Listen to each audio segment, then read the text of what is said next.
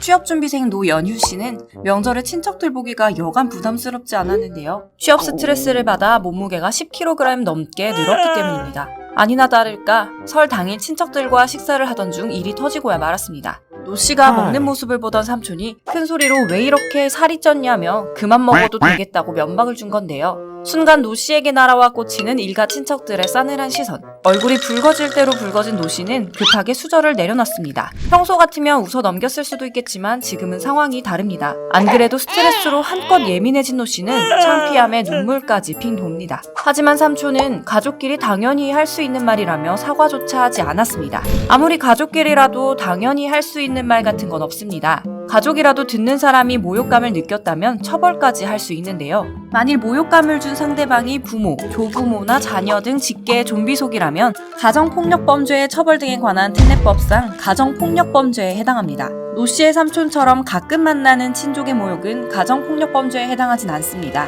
하지만 구성요건을 충족할 경우 형법상 모욕죄가 될 수는 있습니다. 모욕죄의 구성요건은 특정성, 공연성, 모욕성인데요. 즉 누군가를 특정해 불특정 또는 다수인이 인식할 수 있는 상태에서 모욕적 발언을 했다면 모욕죄가 인정됩니다. 노 씨의 삼촌은 여러 친척들이 모인 자리에서 문제 발언을 했는데요. 이 자리에 20명 정도 되는 친척이 함께 있었다면 공연성이 인정될 수 있습니다.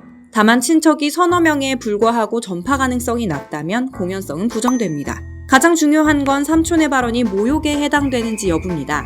모욕은 피해자의 사회적 평가를 저하시킬 만한 추상적 판단이나 경멸적 감정을 표현하는 걸 말하는데요. 법원은 뚱뚱하다는 말이 신체적 비하 발언으로 모욕에 해당한다고 판단한 바 있습니다. 경기도의 한 병원에서 일하는 간병인 이모 씨는 병원 간부 정모 씨로부터 핀잔을 들었습니다. 정 씨가 병원 직원들이 모인 자리에서 이 씨에게 뚱뚱하면서 남을 돌보는 간병인 일을 어떻게 하겠냐고 말한 건데요. 모욕감을 느낀 이 씨는 정 씨를 고소했고 법원은 정 씨에게 벌금 30만 원을 선고했습니다. 여러 사람이 있는 곳에서 신체적인 특징을 지칭해 모욕감을 줬다는 건데요.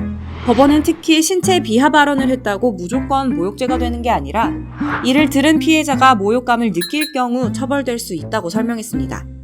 다만 모욕죄는 친고죄로 피해자의 고소가 있어야만 처벌할 수 있는데요. 기분이 상했다고 해서 가족을 고소하기는 쉽지 않죠. 하지만 가족끼리의 발언도 얼마든지 처벌 대상이 될 수 있는 만큼 불필요한 말은 삼가는 게 좋지 않을까요? 잔소리는 줄이고 사랑은 넘치는 화목한 명절 보내시길 바랍니다. 지금까지 사건의 전모를 알려주는 풀스토리였습니다.